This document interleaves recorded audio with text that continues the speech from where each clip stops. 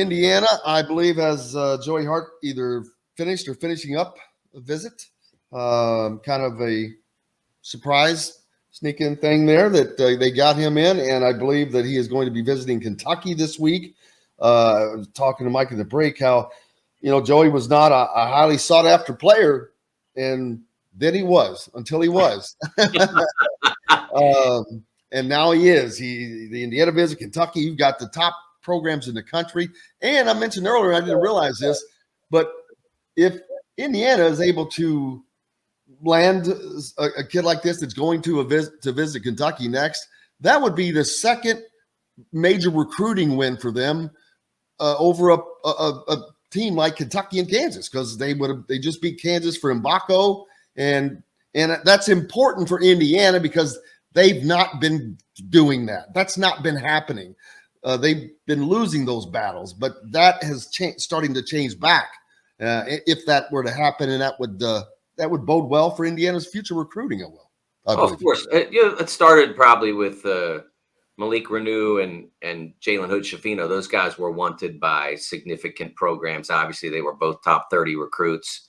Jalen's going to go off and be a first-round pick, and if Malik can expand his game a little bit, I think he will eventually be as well. So I think that you're seeing that. They've done well with that. And then Mbako, they were the right program at the right time.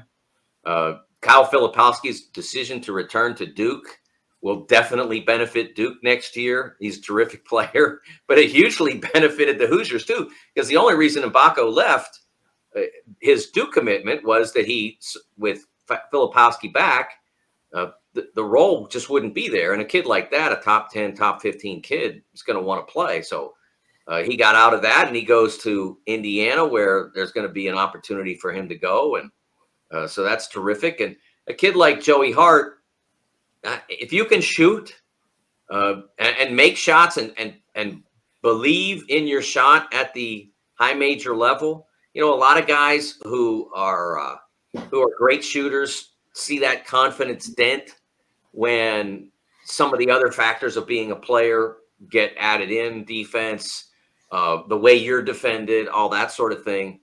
It'll, for somebody like that, it's really going to come down to whether or not he can make shots and do it quickly. He's not going to stick around and earn minutes at IU or Kentucky early in his career by how he defends and all that sort of stuff. He's got to at least do his job and listen to his coaches, but he's got to make shots. And if he does that, he'll get minutes wherever he goes, because 3-point shooting is invaluable. And they can very well. If you can go out and stick 2 threes in a game, they can hide you long enough for you to go do that. And eventually, as you grow in the other parts of the game, then the minutes will go up. So I'm very excited to see what happens with Joey over the next few weeks, where he decides to go. But as I've reminded people who were listening through the break on the YouTube, he a year ago, the number 191 player, according to 24/7's composite, the number 191 player became a starter on the Big Ten dual champion and number 1 seed, Braden Smith. So those rankings don't always say you can't play right away. Braden Smith was averaging 30 some minutes a game and has 2 Big Ten championships under his belt already, and he's still got 3 years ahead of him. So yeah, I'm looking forward to seeing how that goes. How the battle goes. But I think it's a good fit for Indiana. A lot of people have commented. Some people don't think it is, but I'm like, man, they need a shooter. They have an open spot. Both of those teams need shooters right now. Well, Kentucky needs a lot, man. They need, they're in. Well, I don't know what Antonio Reeves is going to do, but even if he comes back, you need a second shooter because C.J. Frederick left. So you need him if you're Kentucky, and if you're IU, you definitely need a shooter. So I don't know because who could say they don't need him? I mean, they definitely need a shooter. I agree 1,000%, especially because Trey Galloway, hopefully he increases his production this year. While highly effective, he didn't put the ball up very often. And not, as a matter of fact, I think it was like 1.5 per game or something. Right. And that's just not enough. You've got to make a dent. You've got to be productive with it. And he didn't. And people are saying, well, they're going to be behind this. I don't know anything. No one knows anything. They haven't even started practice yet. Well, even if he's behind, like I said, even if he's like, you're not looking for a starter right now. Yeah. You're looking for a guy who can be a rotation player and who can make shots. And whether that would be 12, 13 minutes a game or 18, 20 minutes a game would be largely up to how well he performs in the other areas of the game. But through all of that, he's got to make shots. And if he does, he'll get minutes, because that team doesn't have enough guys at this point to be confident that they're going to be able to stretch defenses in the way that you need to in a league like the Big Ten at the high major level. Indiana's going to be pretty young. I mean, you've got a great experience with Xavier Johnson and Trey Galloway, but down on the front, Khalil Wares is sophomore. Malik Renew, a sophomore. I can't remember what Sparks is, and Anthony Walker. I think he's a senior. But they're still Mbako, incoming freshman. So they've got a lot of youth, but I think that we thought that they were deep last year. We were wrong, or I was wrong, and whoever else said it was wrong. They weren't. And this is another thing to add, depth. And I think that having someone like Joey Hart gives them more depth. It's not depth down low, of course, but depth in shooting, and they need that. So Mike Woodson's, I think he has really quickly adapted to the college recruiting game.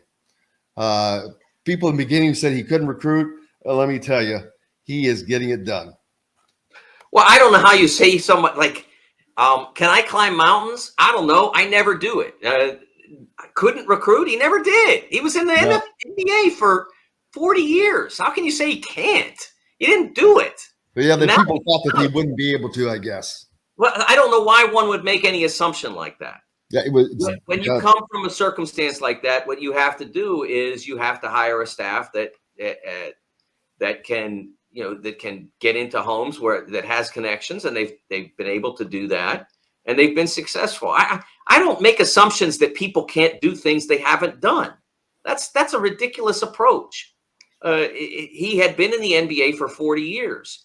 Is it a concern when you make a decision to hire a coach like that who hasn't done it? Sure. So that's when you say, okay, so how are we going to do this? Before you make the decision to bring in Mike Woodson, you say, how do you think we can go about building a recruiting apparatus, given that you haven't done it before? But you don't say, oh, I can't hire you because you've never done this, so there's no way you can do it. That's ridiculous. I agree. He's going after it and landing now, the elite talent. He's resonating with families. And also now you have Calbert Chaney on staff who will resonate with fathers. The kids are not going to know who he is. I get that. And that just grates me to no end to have to say that. That hurts my heart. That makes me feel how old. But their fathers do. Their fathers know Calbert Chaney is. I mean, he's the all-time leading scorer in the Big Ten. He played 13 years in the league.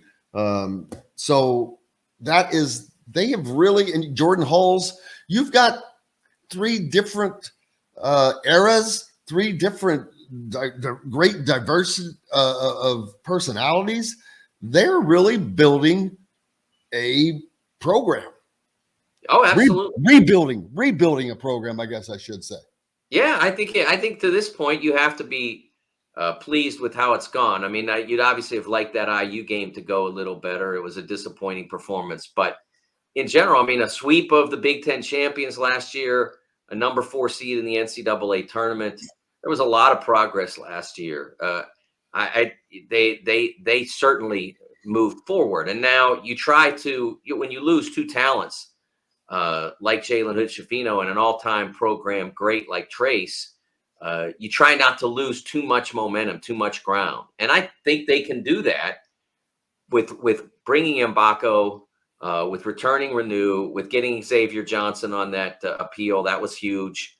and continuing to build around that group. Trey, I've talked many times about my respect for Trey Galloway and what he brings to the team. So I think that they are in decent shape to be able to stay in that upper tier of the Big Ten. I think it's going to be hard to. They're on the 2-game winning streak now, so but it's going to be hard to contend with Purdue and Michigan State for the league title. But I think you can be fighting with Illinois, Ohio State, Wisconsin, those teams, and a few others to stay in that upper tier of the Big Ten. I think that they have the ability to do that, and maybe adding another player. Like I said, I don't think that they should be shut down from a recruiting standpoint, and that their emphasis as they look around should, without a doubt, be on more perimeter shooting. Yeah, I agree. Michigan State and Purdue, obviously, 1A and 1B, and you could flip-flop them because I don't know who is better or expected to be better, because Purdue has basically the core of a Big Ten championship team back. Michigan State has a great team coming back off of an Elite Eight run. So they're definitely – and they've got Tom Izzo, and then Purdue has Matt Painter. So they're both coached well as well. So they've got all the ingredients. But Indiana, I agree. I think Indiana is going to be a better team. I've said this a lot. And you pointed out, and what I mean by that is Jalen Hood-Schifino and Trace were so much of it that they didn't get the production from Miller Kopp. They didn't get the production from Trey Galloway. They didn't get the production from Tamar Bates or whoever was over in that spot. And that's what they were missing. You've got to have that, because that puts too much pressure on two guys, and just there are nights when shots don't go down for everybody, and you've got to have that contributions on a night, regular night, on a nightly manner, 6 points, whatever it is from those guys. But I think that this team is not going to have that quote unquote superstar, Trace Jackson Davis, who demands the ball every time down the floor. So now they're going to be a much more diverse offense. Yeah, I think the question is, almost every team that's successful needs that first option to play off of. It doesn't necessarily have to be someone that's as overpowering as Trace was and as commanding as Trace was, but you need that concept for the most part. Now, Florida 2007, what their first option was, okay, who can't this team guard? Okay, that's our first option tonight. They were good enough because they had 5 guys you could do that with. Nobody else. I mean, you don't see that almost anywhere. So for Indiana, they have to build a formula, a system that works for them. And who is the featured player in that? Is it Mbako? Is it Malik Renew? Who is the guy that other teams have to try to stop, so that everybody else can be a little bit less, gain a little bit less attention and therefore be effective?